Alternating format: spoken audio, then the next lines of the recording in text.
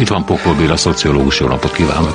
Jó napot kívánok! 2 cikkel is jelentkezett a Magyar Nemzetben, hát részint a multikulti csődről, pontosabban Angela Merkel beszéde után született meg ez a cikk, aki ugye azt mondta, hogy annak a kísérletnek, amit az elmúlt 30-40 évben Nyugat-Európa folytatott, hogy tudniillik az egymással párhuzamos társadalmak, többségi, kisebbségi társadalmak, bevándorlók és őslakosok integrálódjanak egy közös kultúrába, úgyhogy mindenki megtartja persze a saját önazonosságát. Ez nem sikerült. Ezzel nagy újdonságot nem mondott, de kétségkívül német politikus ilyet még nem mondott ki, vagy német kancellár ilyet még nem mondott ki, hogy valaminek vége van, valami becsődölt, és valami újnak kell kezdődnie. Ön erről írt, illetve volt korábban még egy cikk a magyarországi romákról, szintén integráció, szintén az illúziók vége. Azt szeretném még kérdezni a beszélgetés elején, hogy örül annak, hogyha egy konzervatív német politikus azt mondja, hogy na multikulti, fejezzük be ezt?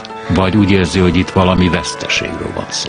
Hát onnan kezdeném, hogy mivel tényleg több év óta én is sokat voltam kint Párizsban, és valamikor 15 éve több hónapot töltöttem, és látta Párizsba élve, hogy mit jelent az, hogy fekete afrikaiak, arabok, tényleg egész kerületekben szinte 100% néhány helyen, vagy ugyanígy Törökországban voltam többször ott a hosszú éveket, és nyilvánvaló volt, hogy nagyobbak a konfliktusok és a problémák, mint amit nyilvánosan beszéltek róla. Na most így visszatérve a kérdésére, mivel ezt látom, hogy ez nagyon nagy problémák, és eddig tulajdonképpen ez a politikai korrektség tabuizáltan. Nem illet róla beszélni. Nyelvileg igen, és szalonképtelenné tette az embert a nyilvánosság előtt. Na most a probléma, mivel megvolt, ezért örülök neki, hogy ha a probléma megvan, meg is egyre növekszik, úgy tűnik, sorok miatt, akkor ellenben, ha beszélünk róla, akkor ugye az növeli, aki elfedi a bajt. De önnek, hogy mondjam, csak ez álma volt, vagy vágyálma valamikor is, hogy a Európába bevándorló arabok, afrikaiak, távol-keletiek, azok egy ilyen integrált, együttműködő, de önazonos társadalmakban éljenek, vagy úgy gondolta inkább, hogy jobb ezt korlátozni? Nem, őszintén szóval, mivel tudom, hogy milyen ok volt, alacsony bérből tömegesen behozták, beengedték a 60-as évekbe olyan alsó szintű fizikai munkák elvégzésére, amire nehezebben kaptak német munkát, vagy franciát és a többit angolt, akkor nyilván ez egy gazdasági számítás volt is, mert tömegesen jöttek be, az ember úgy gondolta, hogy persze minél inkább, ha itt vannak és nagyobb a szülési hajlamuk, következésképpen növekedni fognak, és megindult a növekedés, akkor legyen béke. Tehát végül is mindegyikünk érdeke az, hogy van egy népcsoport, ami ráadásul dinamikusan növekszik, akkor minél inkább egy harmonikus létbe él, megtartva amennyit lehet, és valahogy összeintegrálva több népnek a kultúráját, szokásait, minél harmonikusabb. Tehát ez az öröm, aki nem ezt akarja, hogy rossz ember.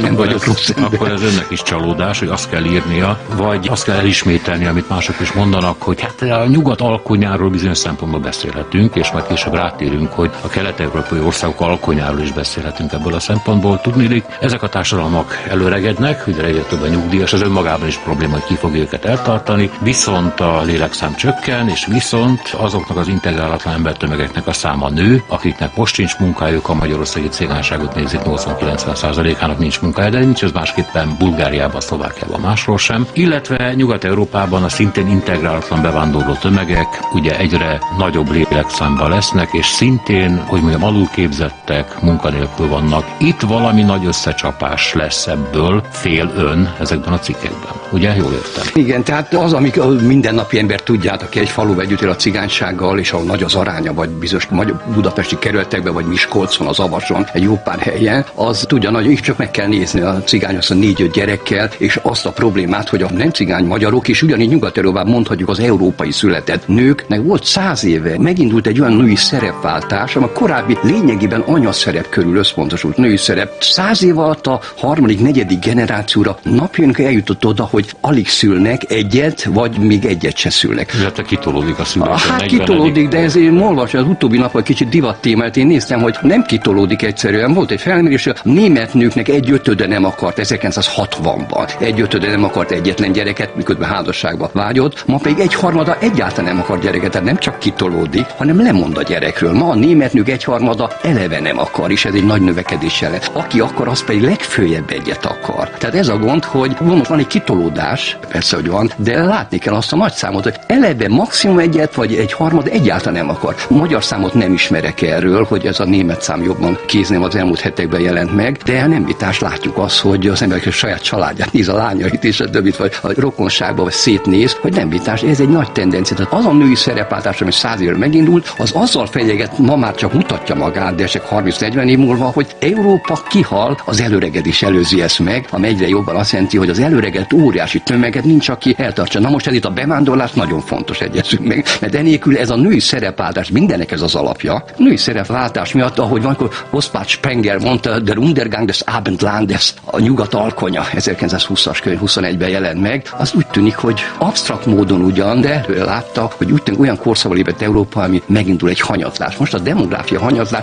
de összeroppanásig kezd elérni. De mivel fenyeget ez? Mitől tart? Tulajdonképpen egy kulturális összecsapás, egy civilizációs küzdelem, de hogyan folyna ez le? Egyszerűen csak kiszorulnak az emberek, mint hogy írja az egyik cikkében, hogy Zürichben már az általános iskolákban több a bevándorló gyerek, mint a helyi. Hát ez mondjuk Magyarországon is elmondható nagyon sok bizonyos kerületekben, bizonyos falvakban, igen, ez van. Bocsánat, természetesen nem bevándorlókról van szó, hanem a helyi roma gyerek. Igen, tehát az, ami Nyugat-Európában az iszlám a bevándorló, az nálunk lényegében sok szempontból más konkrétsággal, de sok alapvető hasonló problémával azt szeretném megérteni, hogy mi itt a konfliktus, tehát mi lesz ebből, mitől tart? Igen, hát kezdjük akkor. Nyugat-Európában azt hiszem, hogy talán bizonyos fogig rosszabb a helyzet, bizonyos fogig nem annyira az, mint nálunk Közép-Európában a többségi társadalom és a cigányságnak az együttélése. Nyugat-Európában az van, hogy a bevándorlók nagy része az egy más kultúrkörből érkezett, amely sok szempontból, bár van egy békülés az elmúlt 200-300 évben, de egyezünk, egy iszlám civilizációs kör és egy keresztény civilizációs kör, ugye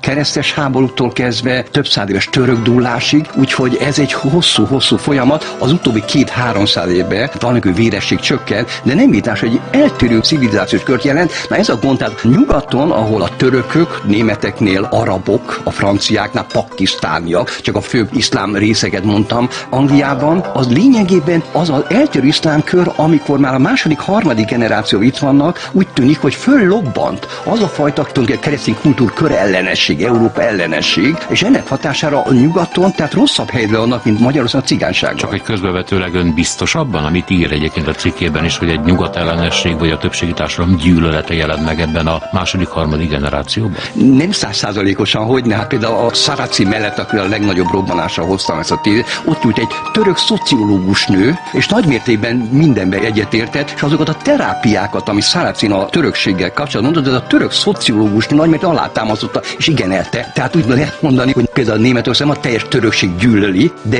a fiatalság között nagyon jelentős és erőszakba hajló bandák tömegével, tehát komoly százalékban létezik ez, és ez megnövekedett az elmúlt 30 Szaracin nevét többször emlegette, mondjuk meg, hogy ő Thilo Sarrazin, volt berlini szociáldemokrata pénzügyminiszter, ugye? És aztán a Német Nemzeti Banknak az alelnöke, aki megírta azt, hogy Németország rosszul fog járni ezekkel a bevándorlókkal, és gyakorlatilag őt kigolyózták. Tehát azt mondták, hogy ezekkel az érvekkel nem lehet föllépni, ez a mai Európában és Németországban nem szokás. De ezért tegyük hozzá, csináltak felmérést, nem is egyet sokat, és kimondott, hogy a szociáldemokrata párt tagságának a 70%-ért egyet, a teljes német társadalom 90%-a teljesen egyetért. Ez amikor az elit, illetve a közvélemény teljesen nem ért. Valójában a tömeg, aki együtt él, és főleg nyilvánvalóan megnéznék az, ahol a problémák jobban naponta érezhetők, bár ott az összes nagyváros érezhető, azért, de vannak kerületek, ahol lényegében nem illik németnek lenni nagyon rossz.